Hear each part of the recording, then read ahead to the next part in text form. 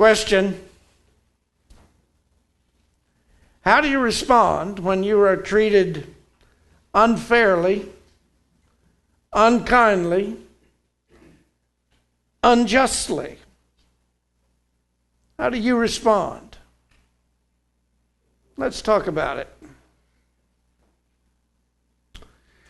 84-year-old man went to the doctor for a physical. A few days later, the doctor saw the man walking on the street, and the man had a gorgeous young woman on his arm. A couple days later, the doctor saw the man and asked him how he was doing. The old man said, "Great, doing just great. I'm doing exactly what you told me to do. You told me to get a hot mama and be cheerful." And the doc said, No, I didn't say that. I said, you've got a heart murmur, be careful.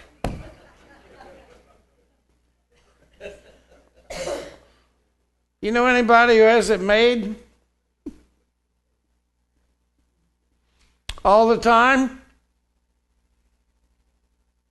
You know anybody who's got it just all together, perfect, no storms in their life? I don't know of anybody like that. No matter how good a person is, there's always something seems to come along that throws a wrench in their life. Might be a financial wrench, it might be a health wrench, it might be something that happens in the family, something that happens on the job, whatever. But sometimes, something happens to most people sometimes. Sad truth is everybody has something happen to us that we don't like. Maybe even unjust suffering.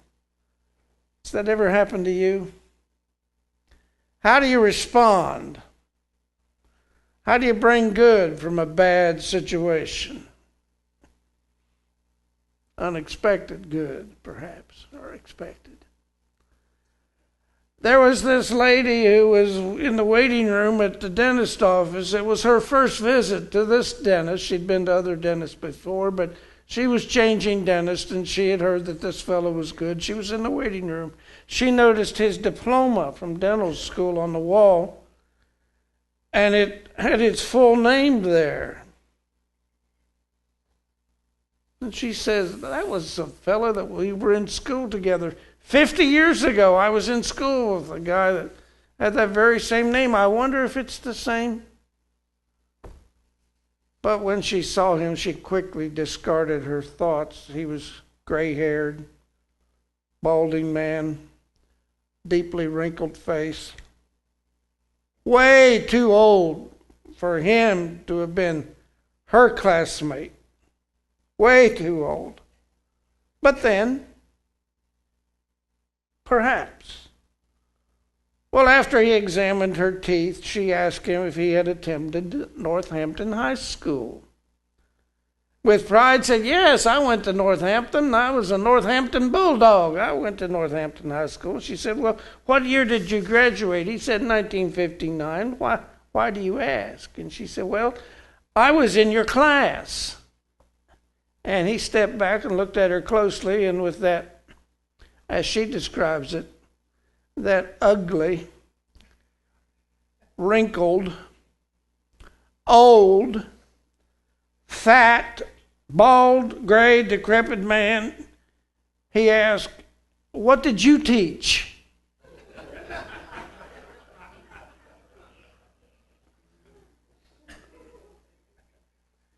Has anybody ever said anything unfair, unkind, untrue, unjust about you?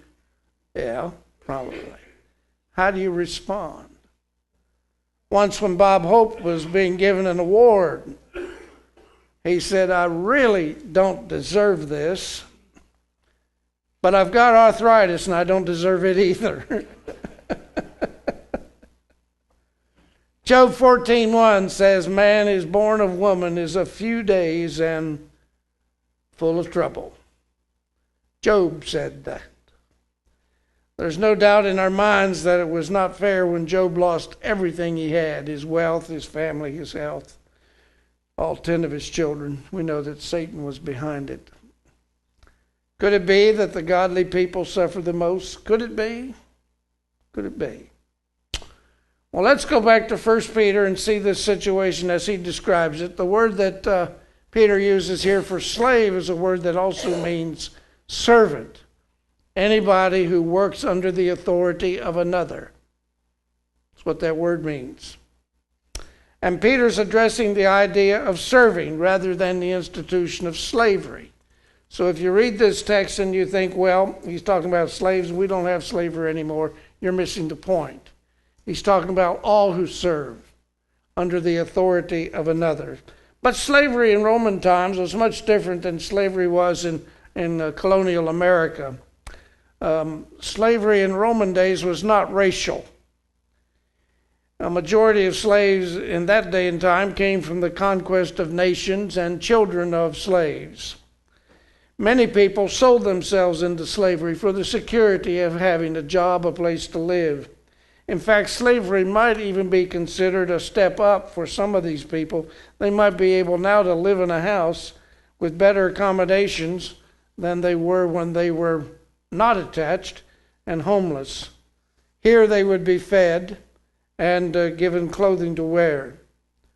Furthermore, when you think of slavery in Peter's day, it was not just menial tasks that were performed by these slaves. Some slaves were teachers, some were doctors, some were musicians and secretaries. Some had very responsible positions. In fact, in the country of Rome, the nation of Rome, slaves did the majority of the work, very responsible positions. Unless you had a lot of money, you were probably a slave. Not every slave had a miserable life.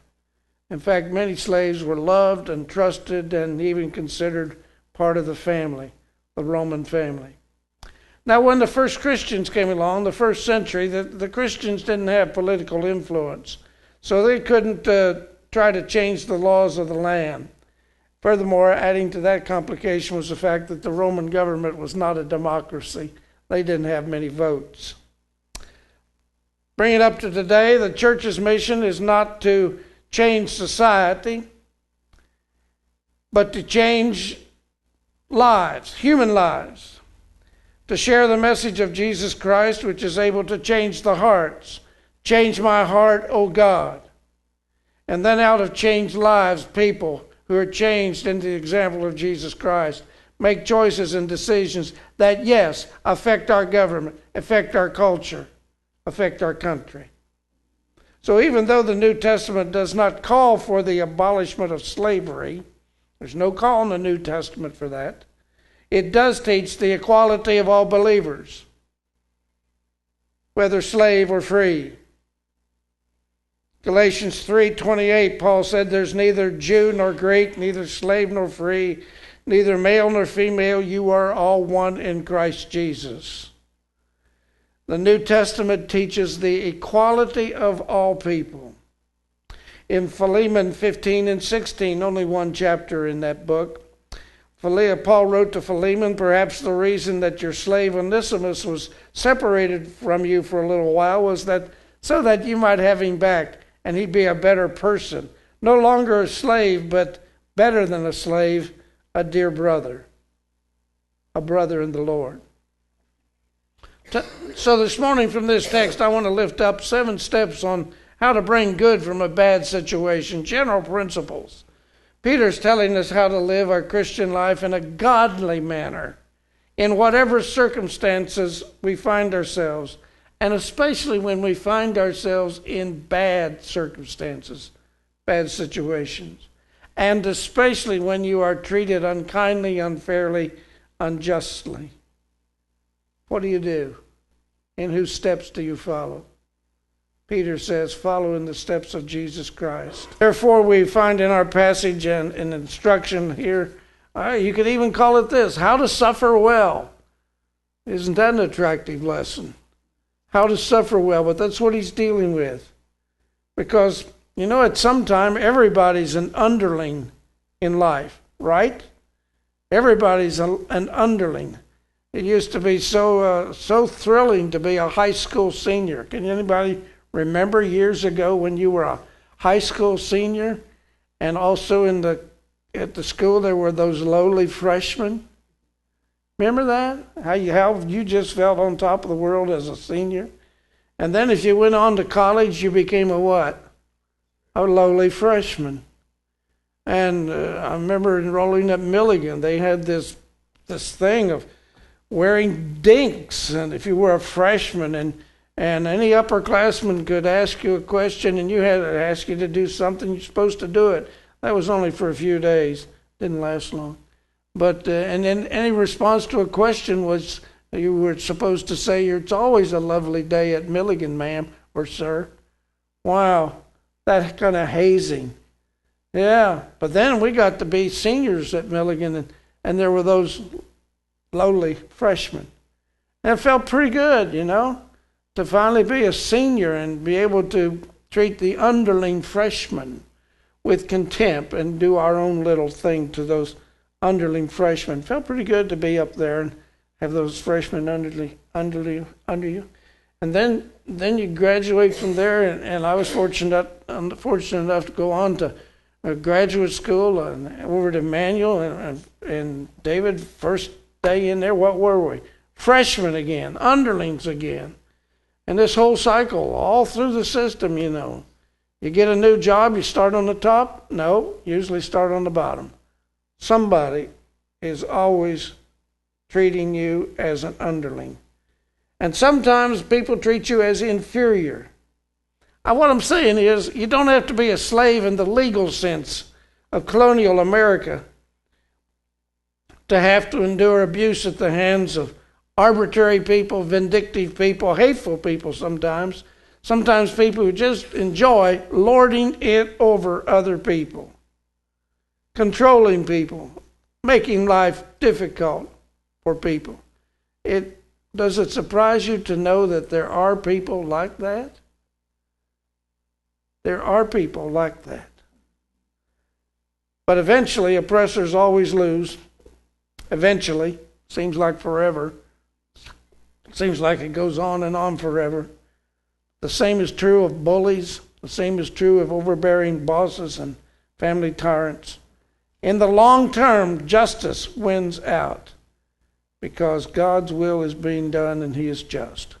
Okay, let's look at these 7 steps quickly here this morning. Be submissive. Okay, there we are again, that word again. Submission. Voluntarily cooperating because, first of all, your love and respect for God. That's first. Secondly, out of your love and respect for that person.